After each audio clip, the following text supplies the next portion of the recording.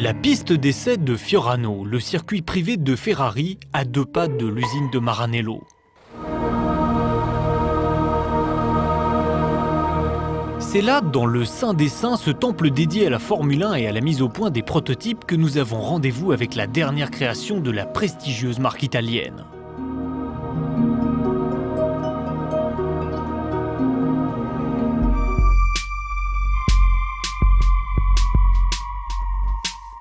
Comme l'indique le M pour Modificata, modifié en italien, la Maranello, modèle grand tourisme de la gamme Ferrari, a changé sur bien des points.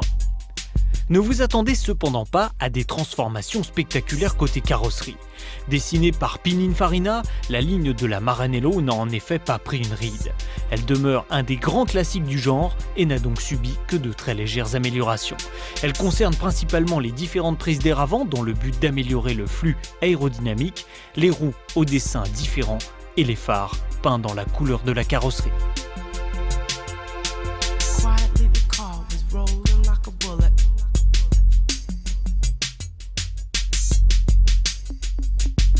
Les changements sont plus visibles dans l'habitacle. Les 2 passagers bénéficient désormais d'un confort accru, avec notamment de nouveaux sièges à réglage électrique. Afin d'améliorer la fonctionnalité, tous les compteurs ont été regroupés face au conducteur, avec un magnifique compte-tours au centre. Mais le plus important se trouve sous et sur la colonne de direction. La pédale d'embrayage a en effet disparu sur cette version dotée d'une boîte séquentielle F1. Comme sur la Modena, des palettes situées de part et d'autre du volant permettent de monter les rapports à droite et de les descendre à gauche. C'est la première fois que ce type de transmission équipe un moteur 12 cylindres. Et quel moteur!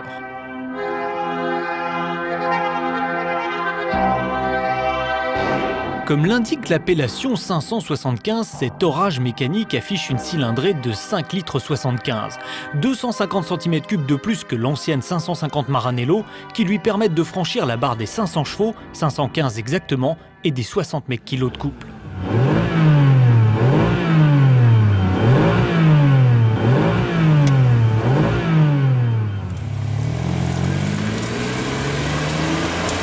Alors une des grosses nouveautés de cette Ferrari, c'est une radio enfin de bonne qualité. Vous me direz, ça ne sert à rien parce que dans une Ferrari, on écoute le bruit du moteur. Eh bien, c'est une demi-déception parce que le V12, à cause des normes de bruit, est très silencieux.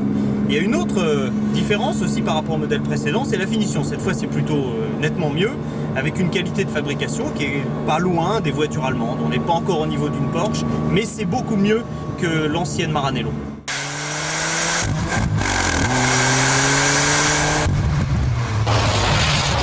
Bien que discrète, cette incroyable mécanique catapulte la 575M de 0 à 100 en 4 secondes 2, lui fait dévorer le 1000 mètres départ arrêté en 21 secondes 9 et l'emmène à 325 km/h.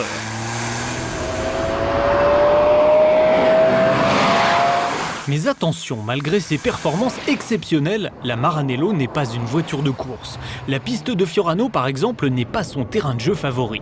Les freins, qui doivent stopper les presque 1,8 tonnes, avouent rapidement leurs limites, et la boîte séquentielle se montre bien plus lente que celle d'une Modena et plus encore d'un coupé Maserati.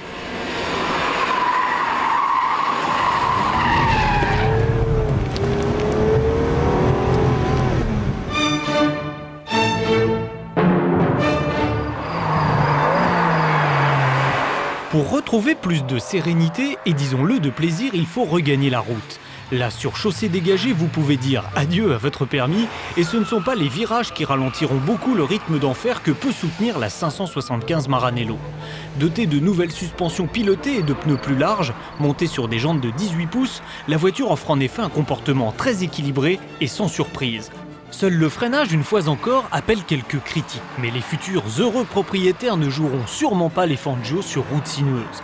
En effet, même quand on est riche, le fait de débourser 203 000 €, 1 331 592 francs, ça fait réfléchir.